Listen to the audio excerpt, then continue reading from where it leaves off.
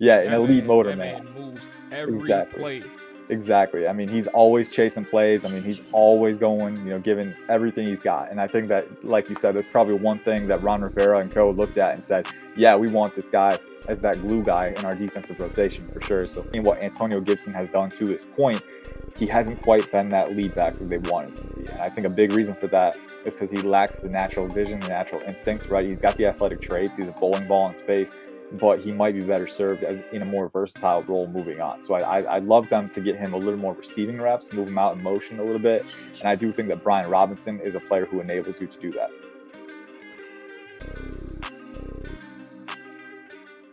What's going on, y'all? This is Marley Mall, Coach Mall, Hen Dog Mall, all that good stuff. Your host of the Trap or Die podcast. And we have a good episode lined up for you today. Ian Cummings, a draft analyst for the Pro Football Network, is going to come through and chop it up with your boy, Jamal. I said it like I'm not Jamal. Why am I talking in third person?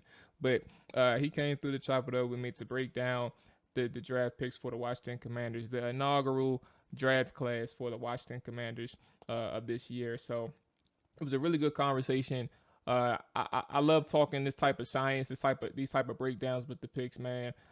Helps give you some insight on the type of player they drafted, their approach or their plan for these guys. And Ian did a really good job breaking down some of his favorite prospects, but also went through in detail picks 1 through 3, the top 3 that are expected to be contributed or contribute immediately. So, with that being said, I'll give a brief analysis or my initial recap now that the weekend is over and Monday is here of what I thought about the draft class.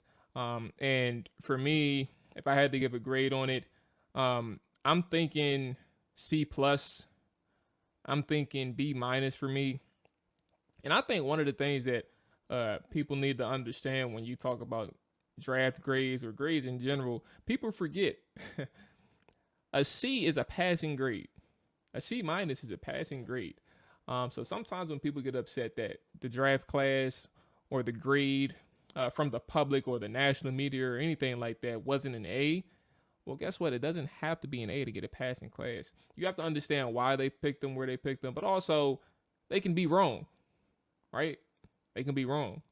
And for me, if I'm thinking C, well, if I give a solid grade, I'll say B minus. All right, I'll lean B minus because I know I said C plus B minus. I'll just say B minus. So there's that. That is my grade for the class. One of the things that kind of held me like hung up for in my head was the value in the first round. Obviously with the number 1 overall pick, Jahan Dotson going number 1 is fine. For the Washington Commanders, going number 1 is fine, right? I understand when the board starts tackling receivers and taking them off the board, you kind of have to make your move on your guy. And I think Jahan Dotson was a top plan for them. You know, you have that plan A, that plan B, that plan C, that plan D. I think Jahan was that plan C for them. Now it's kind of questionable on who plan B was. I'm not going to lie to you. We know plan A was probably Drake London. He got picked at number 8 to the Atlanta Falcons. But plan B, I'm not sure who it was. And the reason why I'm hung up on that is because Chris Olave was there at 11, and Washington chose to trade back. They were adamant on getting new picks or getting more picks for this draft class, and I think that was evident based on the move that they made. But I think when you risk Chris Olave at 11, knowing that the Saints are trying to move up, and other teams that was actually trying to move up at 11, when you take that risk, you're basically open to losing Olave. So while we know publicly that they liked Olave, did they like Olave enough to take him at 11? Or could they risk losing him if they moved back some and trying to snatch him at 16? Because I personally had Olave ranked number 5 out of my top 5 receivers. I had Jameson Williams, Garrett Wilson, Drake London, Jahan Dotson number 4, Chris Olave number 5. So and so if you're looking at value and you think that you can kind of snag Olave at 16 or 17, then you're kind of comfortable. Excuse me. you're comfortable losing him at 11 if that's the case. If somebody wants to trade up and make that move, go ahead. So them selecting Olave at 11, the Saints, it is what it is. So when that slide starts happening, you lose Kyle Hamilton and you lose Jameson Williams, and now at that point you have Jameson, you have all the 4 other receivers off the board. And then on top of that, Kyle Hamilton is off the board from the Baltimore Ravens because they traded up. And I'm sure you're not expecting them to trade up. Now you're like, well, at this point, we moved back to 16 already. We can't afford to take that risk and, trade back again, which was on the table for Washington, and potentially lose Jahan Dotson with the receivers going off the board the way they did. So what's hanging me up is that number 1 first round pick, the value. It is what it is. But when you hear Ron Rivera and Martin Mayhew explain in their post-draft, post-selection pressures, you kind of understand where they were going with this number 1 pick. They valued him pretty highly, and when it comes to draft boards, that's one of the things that fans aren't really noticing. Like, they think they know everything. They think that they know who's better and who isn't good. And with Jahan Dotson, they had him rated pretty high in terms of their receiver board, and I respect that. Like, if you have him valued or rated at a certain place, then you take that move, you take that deal. So I can't complain too much about that from their perspective, but I can complain on my perspective. Could they have traded back a little bit further on their initial trade? Even on their initial trade, could they have traded back a little bit further? Maybe like 20 on the dot, 21 on the dot, depending on who wanted to move up, because there were multiple offers. And they actually explained that in their presser as well. Could they have moved back a little bit further and still gotten Jahan Dotson? Who knows? So that's one thing that hung me up. And then the other thing that hung me up was the day 2 picks. Heading into the weekend, or after the weekend, meaning Saturday, I didn't know much about Fedarian Mathis. I didn't know much about Brian Robinson in terms of where their value was. I didn't know much about Mathis at all. Like, the defensive tackle out of Alabama, I didn't know him. So that is what it is. I knew about Brian Robertson, but I just didn't know about where their value was. And when you hear the rumors that heading into day 3 that these guys are potential reaches, which is a conversation based on, or that's continuing from the day 1, Thursday, being a potential reach, you start asking these questions in your head, legitimate questions about, where they have these guys at. And again, as we transition to value and when they have them, look into Fedarian Mathis, excuse me. And when we get into this conversation with Ian, you'll understand the differences. Like, because I started watching them too, and I'm not going to explain it. You'll hear the conversation when we talk to Ian. But we started explaining it and breaking down, why Phil, that's what they call him, Big Phil, it's a fit for Washington and what they want to do. And it's different, I think, from what Jonathan Allen and Deron Payne brings for the Washington defense. That front defensive line, I think is different, and that's what Phil is here to do. He's here to provide some versatility, but also hold up in the trenches in the middle of the defensive line. So I think that's kind of where you have to value Phil and the need that Washington had for him. So that's another thing that it's like, sure, value is one. Where was that ranking? Where was that need on Washington's board? So this perspective that I'm having right now is all about how Washington views them, how Washington views these guys. And I think that's important to understand when we talk about, our feelings about certain players. Does that match what Washington needed in terms of building up a solid roster that has little holes at this point? Like, sure, we need playmakers, right? And I agree. I'm not going to disagree with that. And I think Washington needs some playmakers, but at the same time, you have to understand the value and the need and the fit for these guys. So I guess I'll end it with a couple more things before we get to end. Obviously, Sam Howell was selected 5th round, number 144 overall, quarterback out of North Carolina. I'm happy that they stuck to their guns, understanding that they were going to select the quarterback this draft if the opportunity presents itself, essentially. And they did just that, selecting Sam Howell in the 5th round. I think that was really good at value. I think another thing that we don't take into account is or that we failed to mention is that these guys were not fucking playing.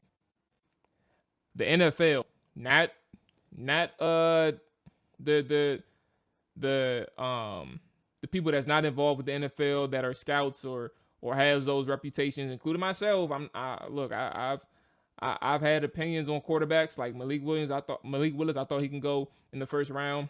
A lot of people did, but when people say that this draft class was not the one for quarterbacks and that NFL scouts, NFL teams didn't value this draft class, quarterback class as high, like it showed itself. Only one selected in the first round, two selected in the third round, and I don't think any more was selected into the fifth round. From then on, Carson Strong even went undrafted out of Nevada. So that kind of tells you where these guys were. And at one point, Carson Strong was like around a second or third round pick, projecting. So it tells you the truth in terms of where these guys were valued in the NFL, and it played itself out in that fashion. So Sam, I think, is going to be a player for Washington where he's not necessarily going to be competing for that number one role immediately. He's also not necessarily going to be competing for that number two role immediately. Sam is in a sense where Dwayne should have done Dwayne Haskins, out of Ohio State University. He is in the position in which Dwayne Haskins should have been in his rookie season. There should have been no rush to really have him on the field. There really shouldn't have been no rush to start him and make sure that he has the starting reps. There should be no rush with Sam Howell. It's all about development. It's all about what can this quarterback do for me down the road versus what can he do for me right now. But I do want to say one thing about Sam, and it's important for everybody to know, like when you have quarterbacks like this, with high-profile quarterbacks, sometimes, and I'm not saying this is Sam, but sometimes, like when they step on that field and they show it, then it's hard to deny it from then on. It's hard to deny that. Like Dak Prescott had it. Russell Wilson, third rounder. Dak Prescott, fourth rounder. Russell Wilson had it. Andy Dalton for a brief period of time, even though he was actually selected from the Cincinnati Bengals to be their starting quarterback, I believe. But he had it.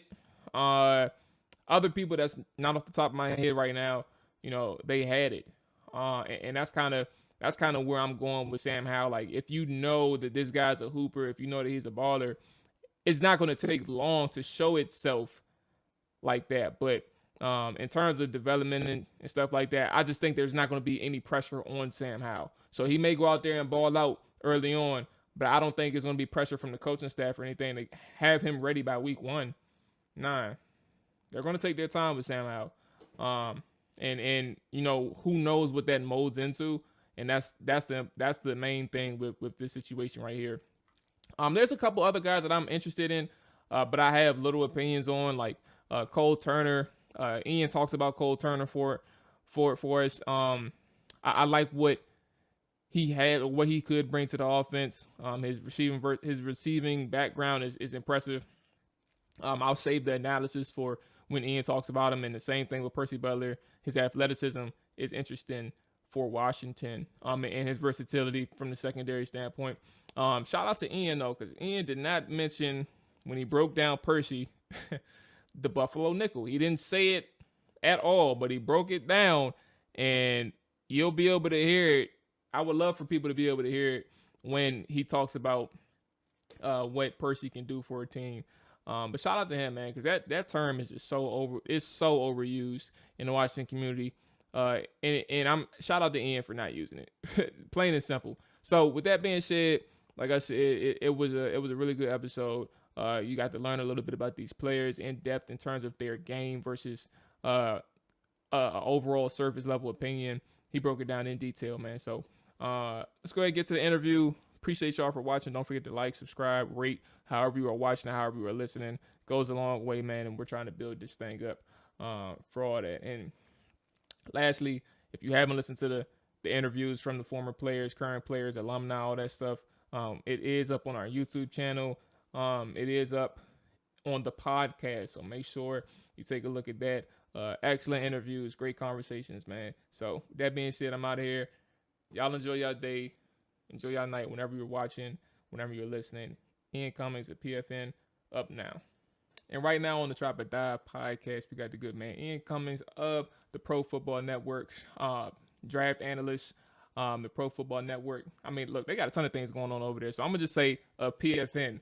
Ian Cummings is joining us to recap the Washington Commanders 2022 inaugural draft class. Ian, appreciate you joining us, big dog. How you feeling? I'm doing good, man. I'm doing good. Like we said before, this is kind of the time of year where you get to exhale a little bit, kind of the wind down, as you've said, leading up to the draft, a lot of tape watching, obviously, but also talking about guys and, kind of extrapolating on what you've seen on the tape. So all that's in the rearview mirror. The 2022 NFL draft is behind us. Now we're, looking ahead to the future, seeing how these guys pan out. For all the 32 teams respectively. So it's equally an intriguing time, but one where we can kind of sit back and see how it plays out from here.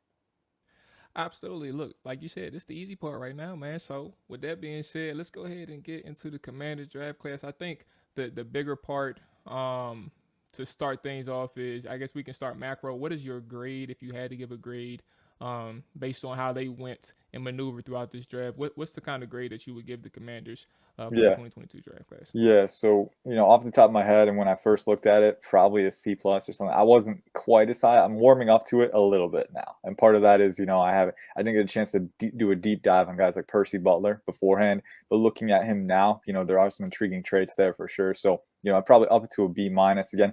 A few reaches, I think Mathis was one that was a little high on my board, comparatively to especially where other players were on the board, and we can talk a little bit more about that later, but. I do think, Jahan Dotson, again, maybe a slight reach on my board too, but I can see why they liked him there. I think getting the trade back and adding capital in addition to getting him, if you were going to do that, if you had your eyes on him already, getting the trade back and getting some extra capital, very good. I think Sam Howell in, what was it, round 5, right? No one Round expected that.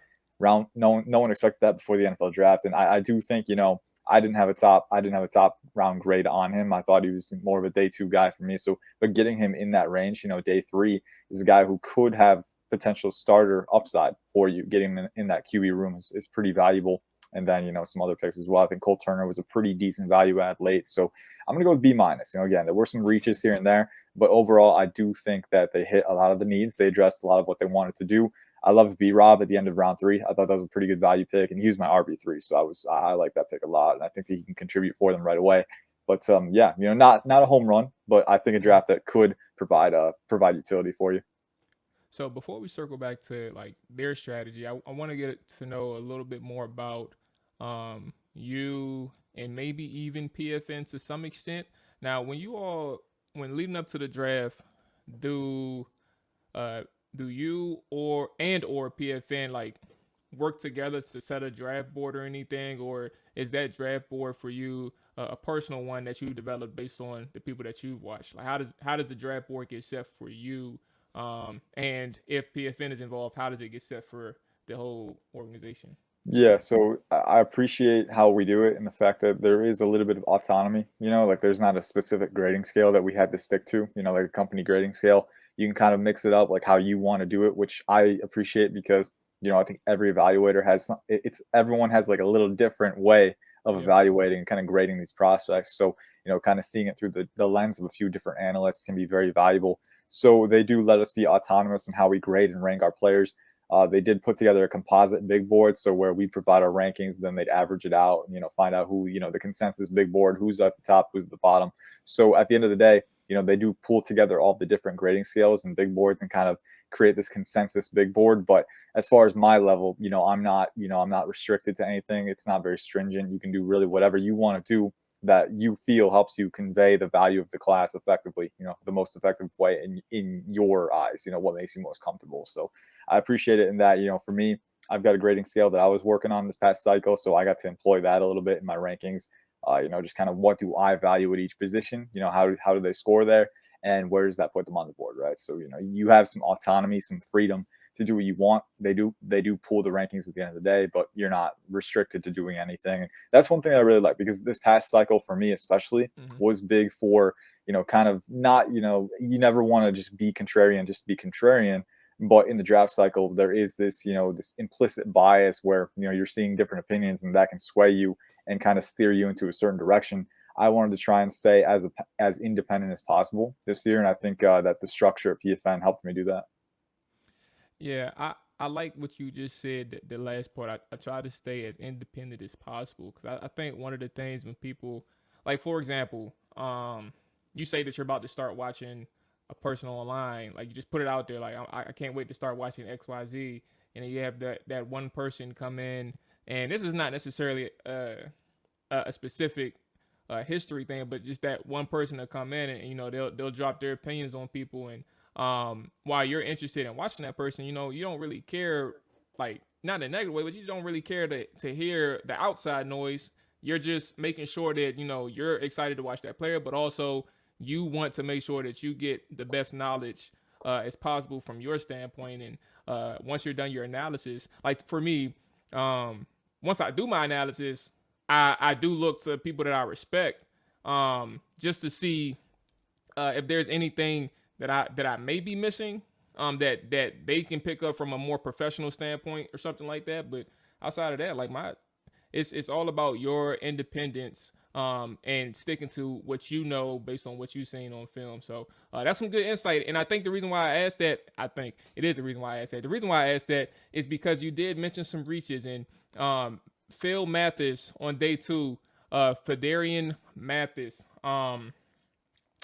You had mentioned you had a little bit lower, and then in that same vein, at 16, you wasn't really feeling the Dotson pick. The player himself, fine, I understand that part, but the value at 16, you weren't really seeing that. Talk us into like where you kind of projected those guys, but also is it? I'll go there and then I have a follow up. So you go ahead and start there. Yeah, so I think for both those guys, and I'll start, to be fair as well, I think after those first three that went off the board, Drake London, Garrett Wilson, Chris Olave, even Olave, that was a little high for him, for me, but I would have understood it for sure. I think after those few, for me personally, and Jameson Williams as well, he also went off the board before them. After those few, and the Commanders did trade down, so, they could have had a chance to get one guy. But I do think overall the value kind of dipped up after those first few guys. And so I think at wide receiver. So I think the optimal way to go for Washington was to trade down and get someone, maybe a Treylon Burks, maybe Jahan Dotson, right? But I do think after those first few, it kind of dipped a little bit. And so I think the optimal path was to trade down, get those extra picks. So I think that provided a bonus. But for me, Jahan Dotson, I had him as a second round grade, second round graded player. I do think that there is an outcome where he, kind of plays through it and kind of delivers on this draft billing. I do love the player. I think, explosive athlete. He's got a lot of lateral twitch, agility for sure. And he's flashed throttle control on tape as a route runner. And there's times when he's using deception too, those head fakes, the hip sync. He's got all the tools in the toolbox. I would like him to be a little bit more consistent employing them, but it's all there. And you look at how he is as an athlete, very free moving, very agile. He's a little bit lighter, his frame is. I think he was under 180 at the combine. I think he got back above 180 at his pro day, but he is a little bit lighter, a little bit leaner, and that could impact him against NFL defensive backs. We know he didn't have a ton of success against press coverage, didn't have a ton of experience against it either. But when he encountered it, that light frame can be stalled a little bit. So, I want to see him improve a little bit there with the releases. But, at the end of the day, the efficient route running, the explosiveness, the throttle control in open field, and when the ball comes his way too, very good vertical athleticism, can leap, can control his body very well. I think he has some of the best instincts in the class in terms of receiving and tracking the ball in the air, and great hands as well. There were a few times where he body catched, and that kind of prevented me from giving him the elite hands grade because I wanted to clean that up. But when he gets his hands on the ball, I mean, he can snare this thing. He's very, very good at locking it down and, hauling it, against contact even. So I'm a big fan of what he has to offer. I think, second round value, but I do think it wasn't a massive reach. And I think that he can ultimately deliver on that. With Fedarian Mathis, I think he was a little bit. One thing, because I know we're about to transition to Phil, just where would you project Dotson in terms of his role with the Washington Commanders, and then we can get to Phil. Is he that number 2 guy, or is he somebody who's going to need a little bit more time to develop before you can say he's that number 2 opposite of Terry? Like how do you project him? Yeah, so I think, probably a movement Z or a slot is what I'd say early on. I think what you can do with him early on is move him around. And I think with Curtis Samuel, it kind of allows you to be flexible with both pieces, move him around, provided that Samuel's available. He wasn't his first year. So that's kind of something that we got to watch and see. But I do think you can move him around a little bit, be versatile with him. I do think you can, factor him in right away too. But I think you got to be a little bit more flexible early on because as I said, well, I do think he has all the traits to be an independent creator on his own with his releases and his routes, not super consistent at that point yet, not consistent enough to the point where I think he's going to get away from jamming defensive backs in the NFL because the NFL defensive backs, they're so physical, but they're also athletic, so they can match you too. So if they get a hand on Dotson, he's got a lighter frame Yep. that could impact him and delay his route, and then from there they have the athleticism to match him stride for stride too. So that could be an area of concern for him early on. So I want him to get stronger. I want him to get a little more detailed and refined with his release game, but I do think the traits are there for him to develop that. So early on, try and move him to the slot as best you can. Maybe use a lot of, 4 wide receiver looks if you want to. So you've got multiple guys in that range. But I do think get him into space, try and scheme space for him because when he has it, that explosiveness, that lateral agility, it's all there and he can use that to create after that. So, I do think that's what you want to do early on. Yep. But I do think, if you can develop his game, you're looking at a very good player. Big Phil, what we got on Big Phil? Why'd you think the Washington took him a little bit too early? And same thing towards the end. How do you kind of project him and Washington's defensive line? Yeah, so Big Phil, man. I mean, I think, well, the reason I think they took him early, man. I mean, these guys love Alabama defensive tackles, almost to a fault, man. I mean, that's what, and I don't say that like Jonathan Allen and Deron Payne were both very good players, right? Allen especially, right? But I do think there's a little bit of helmet scouting going on. I mean, when you're helmet scouting Alabama, it's not going to be the worst thing in the world, okay? Because they produce very good players, but at the same time, I had Travis Jones was available at that point. I had him as a much higher prospect than Fedarian Mathis. And I think the Ravens got an absolute steal with Travis Jones. But I think what you're looking at Travis Jones to do in this defense as well, I think, those nickel packages, those odd fronts that you're implementing at times, that's something that Travis Jones can do. He can be in those odd fronts, but he also has the athleticism to stay in those even fronts as well and be that disruptive force on the interior. So I thought he was a much better fit for what they would have needed here and what they're trying to get Phil to do. And also, Fedarian Mathis is a lot older. He's going to be 24-year-old rookie. So you look at that. Age isn't like the main thing for me, but I do factor it in. With guys having more or less prime years in the tank. If you're already 24 years old, maybe you're going to have a slightly less shorter career. So we'll see. But I think with Fedarian Mathis, around 6'4", 315, somewhere around there. I think he's got great size for sure. That's the one thing that stands out to me on tape is that he's a very dense player, very widely built, and I think.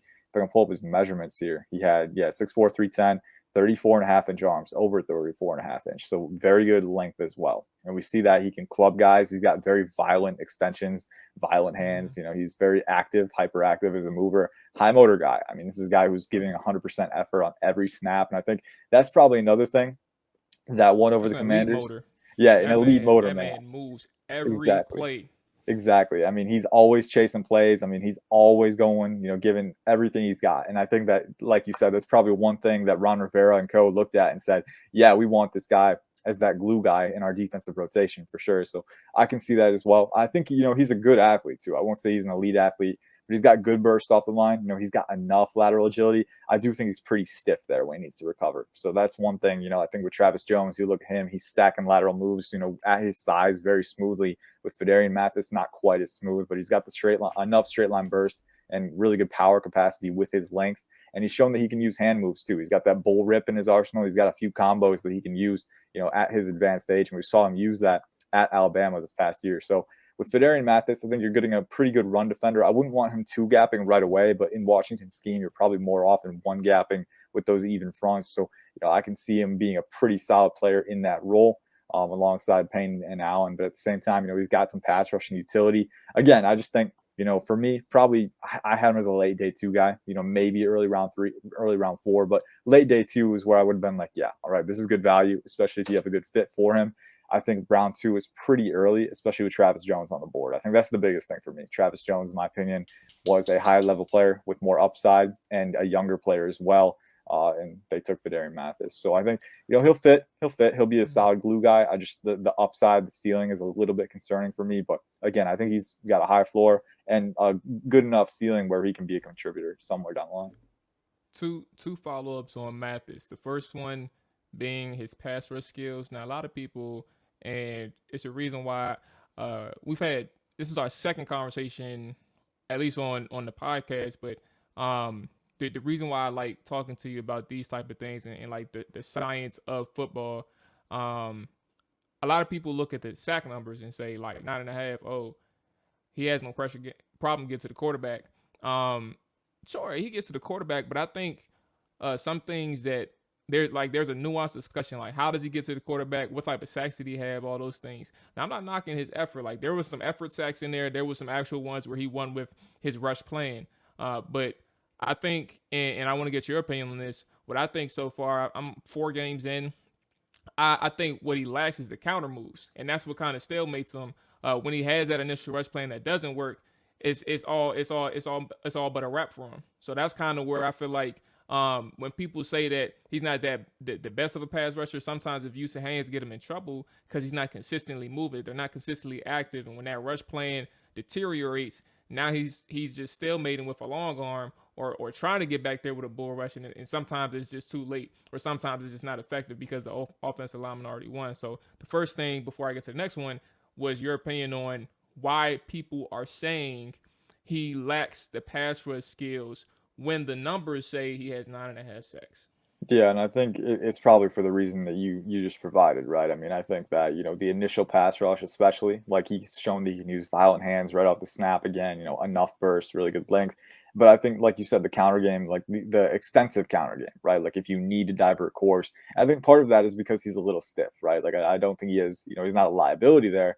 But there are times when he needs to, free himself up, and he can get locked up with those, stiff hips. Not the most flexible guy, a little bit high cut too, so that affects his efficiency in motion.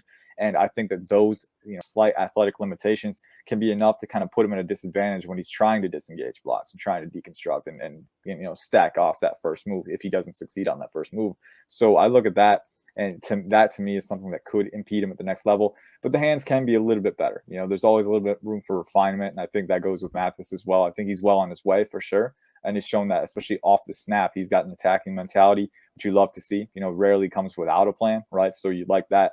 But at the same time, as with most prospects, can be a little more precise, then can be a little more quick to recover when his first move doesn't work. So, I think it's something that's common with defensive tackle prospects and just any young prospect just needing a little bit more refinement in that realm of it. So I think that's kind of something that showed up for me, is just kind of refining his game a little bit further, improving the placement, improving and having the wherewithal to stack moves after your first one fails, and also kind of honing those limitations and kind of minimizing them to the best of your ability so that you're fluid enough. And that'll probably come in movement drills, mobility drills, right? Kind of getting those hips a little more fluid so you can, wrench yourself free when you are locked up, right? So just things like that, I think that's part of it. But as you said, the effort is something that does buoy his floor up a little bit there. Even if he's a little locked up, there are times when maybe the QB doesn't see anything and doesn't throw for 5 seconds, right? And so Phidarian Mathis does have the second effort. He has the effort ability where he can break free and get those late effort sacks just because he's not really giving up on the plays. So that's something that I think will buoy him up. But as you said, there's always a little bit more room to improve. And one quick one, the second follow up was let me pull his name up. Perion Winfrey. I think that's a defensive lineman out of Oklahoma. I don't know too much about him, Yeah. but I did look up their measurements. Phidarian Mathis 6'4", 310. Perion Winfrey 6'4", 290. Now the reason why I brought up Winfrey was because there was clamoring from the fan base that Washington could have selected him as opposed to Mathis, and explain the difference between the two defensive linemen and why they're just two different type of players that a team would need their usage out of, like stuff like that. Yeah, and I'm glad you brought up Winfrey, because honestly, he kind of slipped my mind a little bit because he fell so far, which to me is like, that's absurd. I thought he would have been a day 2 pick. I had him as an early day 2 guy, right? So I think, he would have been a good pick there. But I was hearing that, maybe potential character concerns had pushed him down. Not anything bad, just maturity concerns, right? But that it's not a major thing, but maybe something that would take him off the board of a Ron Rivera, who, they're only taking high character guys, locker room guys, right? And Perry Winfrey, I doubt he'll be a bad one in the NFL, but just little things like that. We've seen that the character evaluation, for NFL teams, it goes beyond, do you have an incident in your past? Sometimes it's like, are you fit for the mentality here? And maybe Perry Winfrey wasn't for a lot of teams, and that's why he fell. Because I think you look at the tape, you look at the Senior Bowl performance, there's really no reason to me that, would have warranted such a big fall. And I think that you look at what he provides, they are different style players. And I'll start with that. Perry Winfrey measured in around 6'3", 5'8", 290 pounds. Again, Fidarian Mathis was around 6'4", 310, right? So with Mathis, you're looking at a guy who can play one tech. He can play, in the middle of the line if you need him to on those odd fronts, if you're using those hybrid fronts on time to time. But he can also play a three tech. He can play out there if you need him to, right? I think with Winfrey, he did play zero tech and one tech at Oklahoma, but that was mainly because their personnel was just undersized by default. I mean, he was one of their biggest defensive linemen. They didn't really have a true nose, so he got filtered in a lot because you saw they had Isaiah Thomas playing a three tech as well. And he's, an edge rusher, right? He's like around 6'5", 266. So they just kind of rotated guys inside by default. And a lot of times that rendered Winfrey out of position. So he's playing zero tech and one tech when really at 6'3", 5'8", 290 pounds with 35-inch arms, which, by the way, is elite proportional length for his size. And it showed up at the Senior Bowl. The guy looks like he's built in a lab, right? But, looking at that physical skill set, he's built for the three tech role in the NFL. That is what he's going to be. So I think Fidarian Mathis is a little bit more alignment versatility in that respect. But if you're Washington and if you're looking for that three tech, that 4-eye, and those even fronts, right? I think Winfrey would have been a phenomenal fit at that point, provided had he passed the character evaluation. Because I do think Winfrey is more explosive than Mathis. He's longer than Mathis. He's got more natural power than Mathis, and he's got very good twitch and lateral agility as well. So for me, a talent perspective, it wasn't even close in that regard. I think if you're Washington, it's just a matter of, do you want a guy who can be a little bit more alignment versatile, where he doesn't quite have the ceiling, the upside? He can be a sort of glue guy and free up other players. Now, I do want Mathis's anchor and run defense to be a little bit stronger before I can see him two-gapping in the middle, right, and freeing up blocks.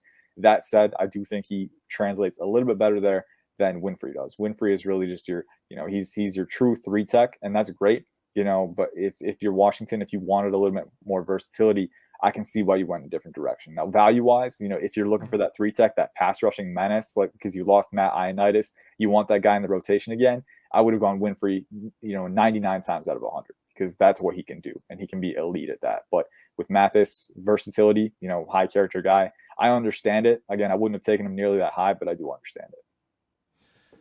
Now, let's get to the pick that you liked. Well, there was a couple that you liked. So let me get specific. Your number 3 running back in this draft class, Brian Robinson Jr. I'll just hand you the floor. What do you like about him, and how do you think he fits in Washington's offense? Yeah, so I'm a big fan of this pick, and I think with Washington, there was a lot of buzz that they were going to be, targeting a running back in those early rounds. I know they hosted Breece Hall and Kenneth Walker on visits, so that kind of tipped their hand a little bit. We knew they were taking one in the day 2 range.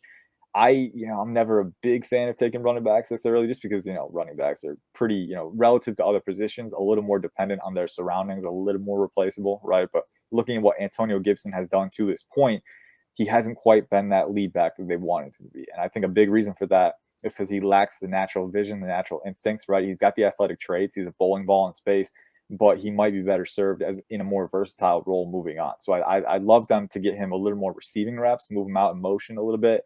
And I do think that Brian Robinson is a player who enables you to do that. Brian Robinson, obviously great size, around 6'2", 226. I want to say he's in the high 220s.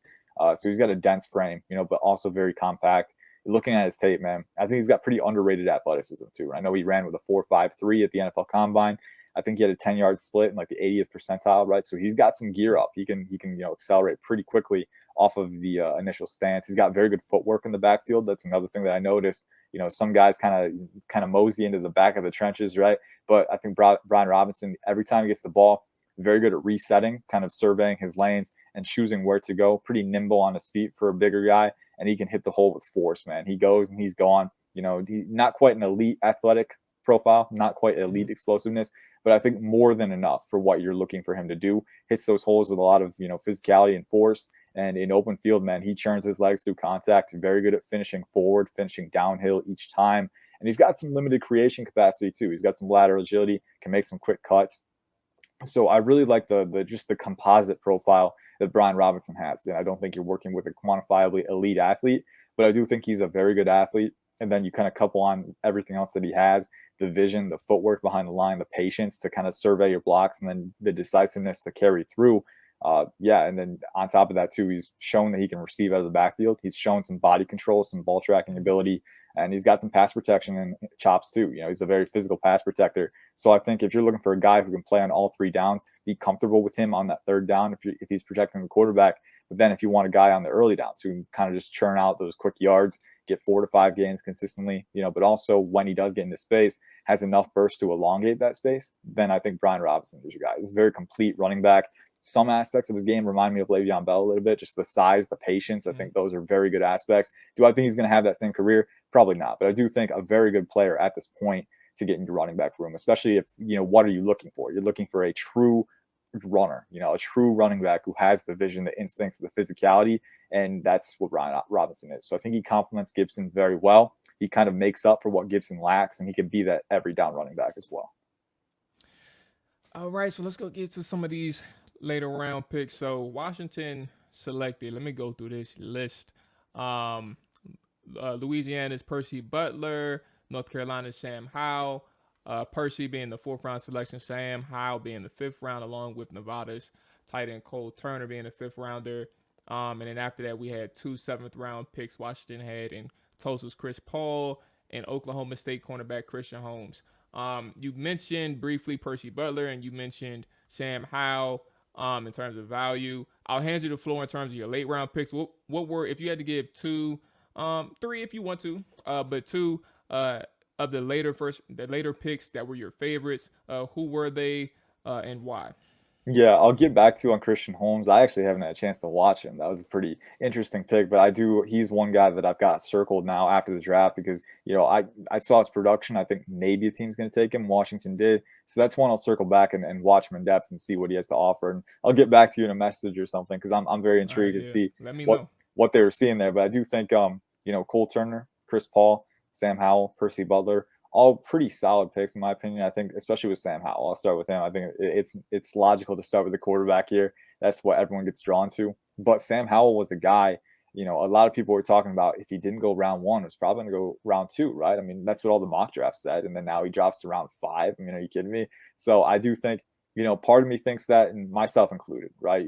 Writing all these mock drafts, maybe the value of the quarterback position in this class was inflated a little bit. We saw Malik Willis and Desmond Ridder go round 3, right? So, and late in the process too, I inputted my quarterback grades and no one scored in the top 50 for me. Sam Howell got a very low grade for me. So, I do think day 3, looking back, maybe it was the correct call, right? Maybe it was the correct call. I think round 4, round 3 would have been reasonable for him.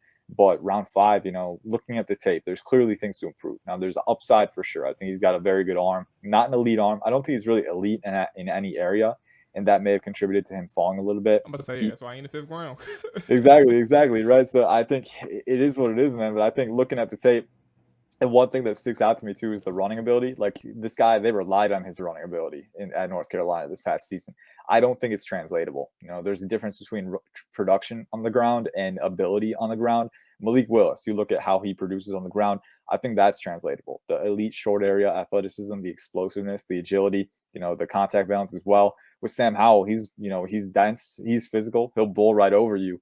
But I don't think he's an elite short area athlete. I think there's times where he can be a little stiff, changing directions, so I think he's got enough mobility for me to say that he can, add it to his game in the pocket, right? Evade and extend plays, but not a guy who has that dynamic, every down ability, that rushing presence as a creator. So, I think that's something that may have weighed him down. I think with Sam Howell too, you look at what he provides as a processor, right?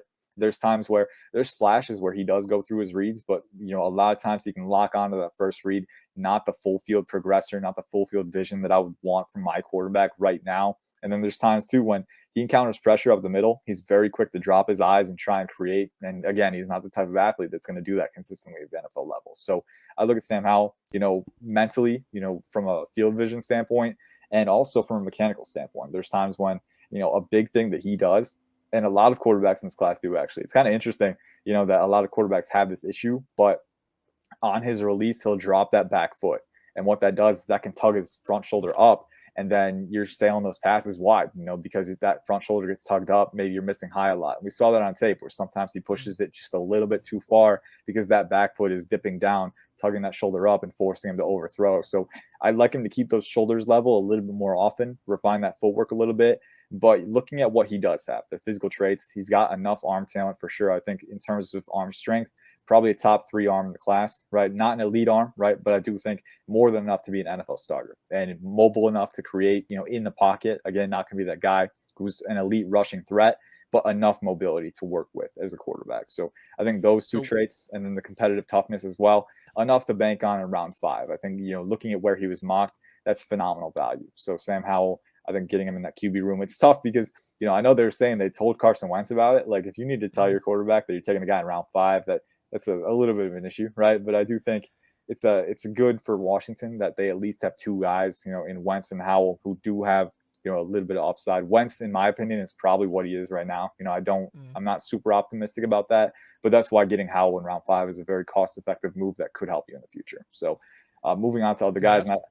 One thing, I got a couple things on Sam. So I guess it's safe to say that you believe, based on your breakdown, the pros and cons, you believe Ron. I don't know if you listened to the presser at all, but you believed Ron when he said Sam is here as a developmental guy. Yeah. At least to start things off, he's here as a developmental guy because he needs some work. Yeah, for sure. And I think the one thing that gives me solace with Howell is that he came in as a freshman and produced right away, didn't have an acclimation period. That tells me that he can pick up things pretty quickly right now, just on a broad scale perspective. Again, I don't have the resources that these coaches and managers have, talking to him one-on-one, getting a feel for his mental, whether he can retain information. But that alone, and I know I've talked with other people who say, yeah, the early production, is a little comforting, right?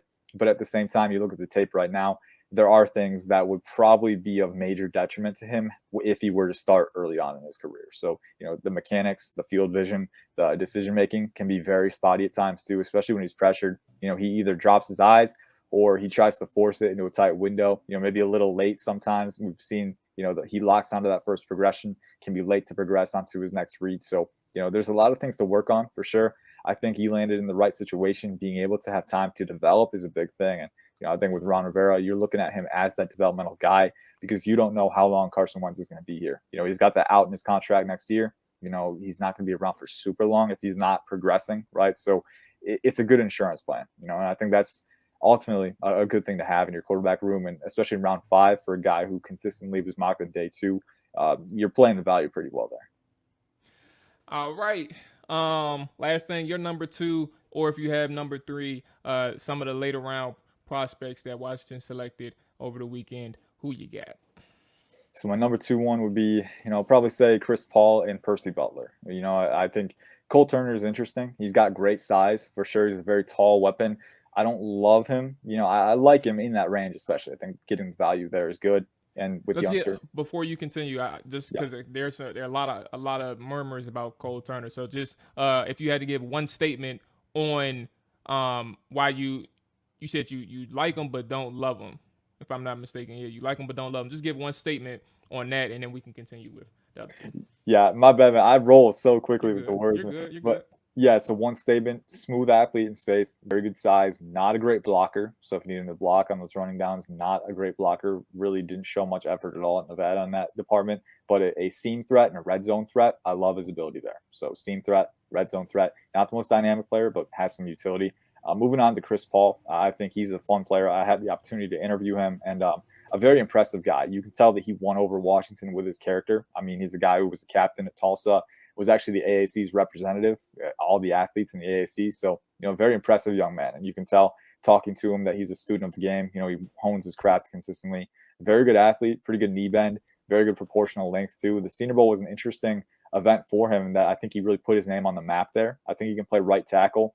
He's got enough athleticism to do it for sure. Some issues with timing that I want him to clean up. The hands can be a little wide, open up his torso to power, but he's got what it takes. He's got the physical tools. And I think, at the Senior Bowl as well, he's played guard before. He's played guard. He's played on the interior. And talking to him, he's more comfortable at guard. So I could see Washington maybe moving him back there. At the very least, in round 7, I think it was, getting that versatile depth is very good. And I think Chris Paul was a guy who I would have taken early day 3. So getting him there, was a big fan of that pick. Very good depth and potential starting utility later on.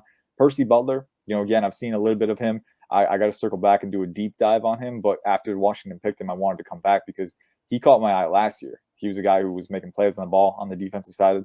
He's a playmaker for sure. But then he kind of got swept away, kind of fell under the radar this season.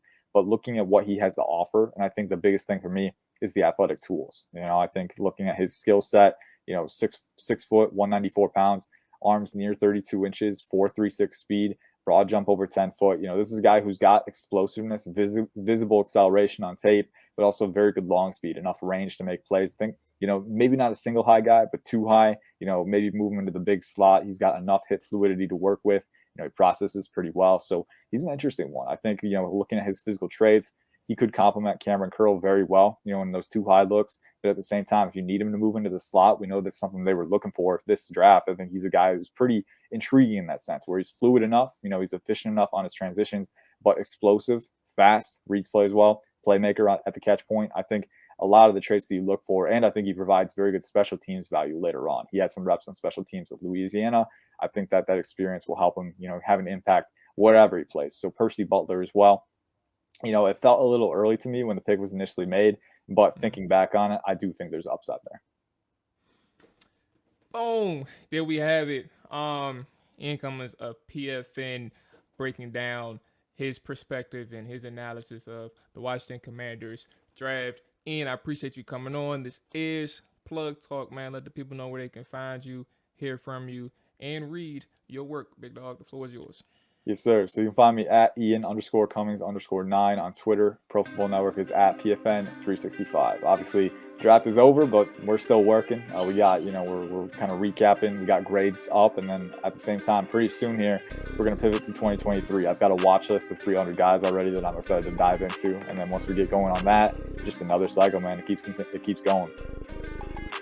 Absolutely. There you have it. With that being said, this is another episode of the Travel Dive Podcast. Appreciate y'all for listening, watching, all that good stuff. Until next time. Peace. Down, set, hut, watch him throw the ball. We gon' pick it off. You gon' let him hit the hole or you gon' cut it off. You gon' play through 4th and long or you gon' punt it off. Your defenders, heavy hitters, put your pads in. Don't be looking for the ref to throw no flags in. Keep the helmet on, keep the cleats tight. You the type to want to win by any means, right? You should look alive. This is Trap or Dive.